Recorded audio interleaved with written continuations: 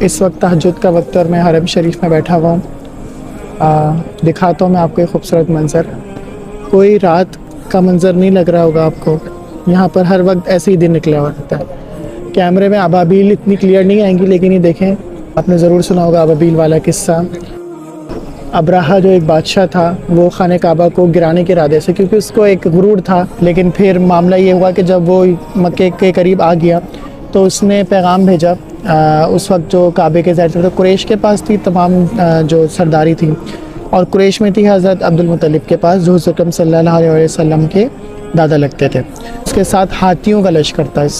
اب جب وہ مکے سے قریب ہونے لگا تو یہاں پر جو ابابیل آپ کو نظر آ رہی ہیں اوپر، یہ کمانڈوز کا انہوں نے کام دیا، اور اللہ تعالیٰ نے ان کے ایک چونچ میں اور دو ان کے پنجوں میں پتھر دے دیا، اور وہ پتھر گراتی جاتی ہیں، اور جس کا نام لکھا ہوا تھا وہ پتھر اسی پہ اور اس کے ہاتھی کو چیرتا ہوا نیچے جاتا، اور وہ ایسے ہو جاتے کہ جیسے مطلب کھائے ہوئے بھوس کی طرح۔ سورہ فیل، الم تری کیف فعل ربک باصحاب الفیل، اس میں یہ واقعہ بیان کیا گیا ہے۔ اور اسی سال آپ صلی اللہ علیہ وسلم کی پیدائش ہوئی تھی، اس لیے اس کو عام فیل کہا جاتا ہے۔ تو پھر اس طریقے سے اللہ تعالیٰ نے خانہ کعبہ کی حفاظت فرمائی تھی۔ اچھا، وہ سامنے دیکھ لیں، وہ جو گرین لائٹ ہے، یہ وہ سامنے جو لائٹ ہے، اس سے جو ہے یہاں سے ابھی تو خیر طواف روکا ہوا ہے، یہ سامنے یہاں پر جو ہے حجر اسود ہے، یہ خانہ کعبہ کا گیٹ ہے، اس کے برابر میں حجر اسود ہے، بیچ کا ایریا ملتزم کہلاتا ہے۔ اس کی سیدھ میں جو ہے نا یہ لائٹ لگی ہوئی وہاں پر، صحیح ہے۔ اگر کسی کو بوسہ نہیں ملتا ہے تو وہ پوری لائن میں کہیں پر بھی کہیں سے بھی کھڑے ہو کے لائٹ نشانی کے طور پر ہوتی ہے، وہاں سے ایسے سیدھے ہاتھ کر کے استلام کر سکتا ہے۔ باقی یہ جو یہ آپ مسجد الحرام اس وقت کی دیکھ رہے ہیں، یہ مسجد الحرام اس وقت میں آپ یہ سمجھیں پورا مکہ شہر میں مین جو ہے وہ یہی ہوا کرتا تھا، اور حضرت ابراہیم نے جس پتھر سے یہ تعمیر کی تھی، وہ بھی اگر میں گیا تو وہاں پر دکھاؤں گا بھی، وہ پہاڑ جبل ابوقیس جہاں اس کے نیچے یہ وہاں سے مٹی اٹھائی تھی، یہ والا حصہ کچھ بھی یہاں پر ابھی لکھا ہوا نہیں ہے، لیکن یہ اگر آپ نے ریسرچ کی تو پتہ ہوتا ہے۔ یہ جو سامنے تھا، یہ تھا حضرت ام ہانی کا گھر۔ حضرت ام ہانی کا گھر جو ہے وہ وہی جگہ ہے جہاں پر آپ صلی اللہ علیہ وسلم دوپہر کے وقت قیام کیا کرتے تھے، اور وہیں سے یہاں تک آپ صلی اللہ علیہ وسلم آئے تھے معراج کی شب، جہاں سے پھر آپ صلی اللہ علیہ وسلم حتیم میں انہوں نے نماز پڑھی تھی، اور پھر آپ صلی اللہ علیہ وسلم معراج کے سفر کے لیے روانہ ہوئے تھے۔ اب جب اس جگہ پر آپ بیٹھے ہوئے ہو نا تو ایک الگ فیلنگ آتی ہے، کیونکہ یہ جگہ کوئی عام جگہ نہیں ہے۔ اس جگہ پر آپ جس جگہ پر بھی جس مقام پر بھی سجدہ کر رہے ہو، آپ کو یہ فیلنگ ہوتی ہے کہ یہاں پر نہ معلوم کس نبی کے قدم پڑے ہوں۔ پیغمبر صلی اللہ علیہ وسلم، حضرت محمد مصطفیٰ صلی اللہ علیہ وسلم نے وہاں سے گزرے ہوں گے، اسی جگہ سے نماز پڑھی ہوگی، صحابہ کرام کا لشکر یہاں سے گزرے ہیں، صحابہ کرام نے یہاں نمازیں پڑھی ہیں، فتح مکہ اس حرم میں دیکھا ہے۔ وہ دن بھی دیکھا ہے جب آپ صلی اللہ علیہ وسلم نے تبلیغ کا اعلان کر، آپ صلی اللہ علیہ وسلم کے ساتھ کوئی نہیں کھڑا ہوا تھا، تب آپ صلی اللہ علیہ وسلم نے اس پہاڑ پر، جب یہ پیچھے ہے، اس پہ چڑھ کر فرمایا تھا کہ اگر میں تم سے کہوں اس پہاڑ کے پیچھے سے ایک لشکر آ رہا ہے جو تمہیں تباہ و برباد کر دے گا، تو تم لوگ میری بات پہ یقین کر لو گے؟ لوگوں نے کہا ہم کر لیں گے۔ لیکن آپ صلی اللہ علیہ وسلم نے جب توحید کا فرمایا تو وہ لوگ منکر ہو گئے، وہی لوگ جو صادق امین کہتے تھے کہ یعنی یہ جو بات کہہ رہے ہیں سچ کہہ رہے ہیں، انہوں نے اس بات کو ماننے سے انکار کر دیا، کیونکہ ان کے لیے حرم جو تھا نا، جو کعبے میں رکھے بت تھے، وہ ان کو مقدس بھی جانتے تھے، اور اس کے علاوہ ان کی کمائی کا ذریعہ بھی تھے۔ وہ ظاہر سی بات ہے پوری دنیا میں لوگوں کو پتہ تھا کہ یہاں پر یہ مقدس جگہ ہے، تو یہاں پر اگر بت رکھواتے تھے، ان سے ٹیکس وغیرہ چارج وغیرہ جو بھی ہوتا تھا، مطلب عرب کے مکہ کے جو اس وقت سردار تھے، ان کے لیے کمائی کا ذریعہ تھا، ان کا بزنس ہی یہی تھا۔ انہوں نے کہا اس طرح تو ہمارا سارا بزنس ہی فلاپ ہو جائے گا، تو اس وجہ سے وہ لوگ زیادہ منکر ہو گئے۔ پھر ہم نے وہ دن بھی دیکھے کہ آپ صلی اللہ علیہ وسلم کی راہ میں پتھر برسائے گئے، اور ابھی یقین کریں فیلنگ بہت الگ ہے، کیونکہ ایک ایک واقعہ یاد آ رہا ہے نا، تو اب میں یہ سوچ رہا ہوں کہ یہی وہ حرم ہے، یہی وہ کعبہ ہے کہ عالم جب اس کے سامنے نماز پڑھے تھے، واقعہ ہے کہ اونٹ کی اوجڑی جو ہے وہ آپ صلی اللہ علیہ وسلم کی پیٹھ پر لا کر کسی نے رکھ دی تھی، اور حضرت بی بی فاطمہ جو ہے اپنے گھر سے نکل کر آئی تھیں، اور انہوں نے وہ اونٹ کی جو اوجڑی ہٹائی تھی۔ یہاں پر جب مسلمانوں کا فتح مکہ کا لشکر آیا ہوگا، حضرت بلال حبشی نے اسی چھت پر کھڑے ہو کر اذان دی ہوگی، آپ صلی اللہ علیہ وسلم اسی دروازے سے اندر داخل ہوئے ہوں گے، اور ایک ایک اپنی چھڑی سے بت گراتے گئے ہوں گے۔ آپ صلی اللہ علیہ وسلم یہ فرما رہے تھے اس وقت کہ حق آیا اور باطل مٹ گیا، بے شک باطل تو تھا ہی مٹنے والا۔ تو یہ سارے واقعات ایک ایک کر کے جب یاد آتے ہیں نا، تو اور میرا خیال ہے عمرے کا اس جگہ پہ بیٹھنے کا مزہ بھی تبھی ہوتا ہے جب آپ کو وہ تمام واقعات پتہ ہوتے ہیں نا، کہ یہ بیک گراؤنڈ ہے اس جگہ کا، یہ ہسٹری. اب جیسے مثال کے طور پہ ملتزم جو سامنے میں نے بھی آپ کو جگہ دکھائی، یہاں پر 70 انبیاء کرام نے اس دیوار سے لپٹ کر معافی مانگی تھی، مغفرت کی دعا کی تھی.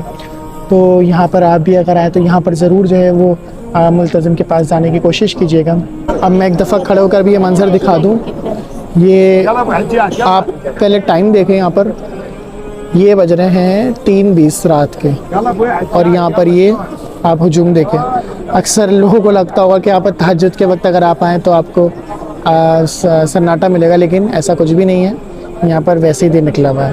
تو یہ سامنے مقام ابراہیم نظر آ رہا ہے آپ کو، اور مقام ابراہیم کا میں نے بھی آپ کو بتایا کہ یہاں پر اس پتھر پر کھڑے ہو کر حضرت ابراہیم نے خانہ کعبہ کی تعمیر کی تھی. پہلے بالکل پیچھے ہوتا تھا ادھر، مطلب خانہ کعبہ کی بالکل دیوار کے ساتھ ہوتا تھا، لیکن پھر اس کو پیچھے کر دیا گیا کیونکہ طواف میں مشکل ہوتی تھی. اور اس پتھر پر حضرت ابراہیم کے قدم مبارک کے نشان ٹھہر گئے تھے. اور یہ پتھر جو تھا نا وہ ان کے لیے کیسا کام کر رہا تھا کہ اگر وہ اوپر جانا چاہتے تو اوپر ہو جاتے تھے، اور اگر نیچے جانا چاہتے تو نیچے. حجر اسود کے ساتھ جو گیٹ ہے نا ادھر رستہ جا رہا، وہاں پر وہ تخت لگا کر بیٹھا کرتے تھے جو قریش کے سردار تھے. اپنی مستیوں میں مگن، رات بھر وہ لوگ محفلیں رکھتے تھے، شراب ہو رہا ہے، جوا کھیلا جا رہا ہے، اور وہ بس سمجھتے تھے کہ شاید وہ رہنے والے ہیں. لیکن ان میں سے نہیں پتہ تھا کسی کو کہ یہ بازی کیسے ایک دم پلٹنے والی ہے، اللہ تعالیٰ اپنے دین کو کیسے پھیلانے والا ہے. یہ سب اس جگہ پر گھر ہوا کرتے تھے، سب ختم ہو گیا. ایک اور بات بھی بتا دوں کہ جو کعبے کی ادھر والی سائڈ ہے نا، اگر آپ آئیں تو کوشش کیجیے گا کہ اس طرف سے نماز پڑھیں، کیونکہ حضور اکرم صلی اللہ علیہ وسلم کی سنت ہے جب یہ خانہ کعبہ جو ہے اس کا مطلب قبلہ مقرر نہیں ہوا تھا، بیت المقدس کی طرف منہ کر کے نماز پڑھی جاتی تھی.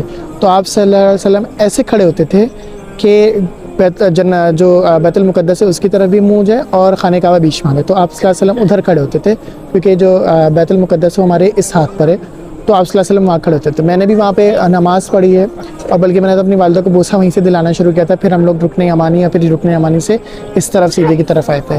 تو کیونکہ یہاں پر جو ہے نا یہ بہت رش ہوتا ہے اس پوائنٹ پر، حجر اسود سے پہلے اور مقام ابراہیم اور یہ حتیم تک. تو کوشش کیا کریں کہ اگر آپ مطلب آپ کے ساتھ کوئی پرابلم ہے تو آپ لوگ ہجوم میں نہ آئیں، آپ تھوڑا سا پیچھے سے ایسے پیچھے سے کی طرف سے چلیں. اگر آپ بالکل قریب سے شروع کرتے ہیں یا بالکل پیچھے آتے ہیں تو یہ ڈسٹینس بنتا ہے 1.4 سے لے کے 4.1 کلومیٹر تک. باقی جو پیچھے آپ یہ جیسے یہ نیچے لوگ طواف کر رہے ہیں، یہ اوپر دیکھیں تو اوپر جو ہے فرسٹ فلور ہے، یہاں سے بھی طواف ہوتا ہے. جو ویل چیئر والے ہیں وہ اس سے کرتے ہیں، اور جو اس سے اوپر ہے وہ الیکٹرک کارٹ یعنی کہ ان کی ایک گاڑیاں چلتی ہے، اس پہ جو ہے وہ لوگ طواف کر رہے ہوتے ہیں. ڈسٹینس ان دونوں کا ایک ہی ہے.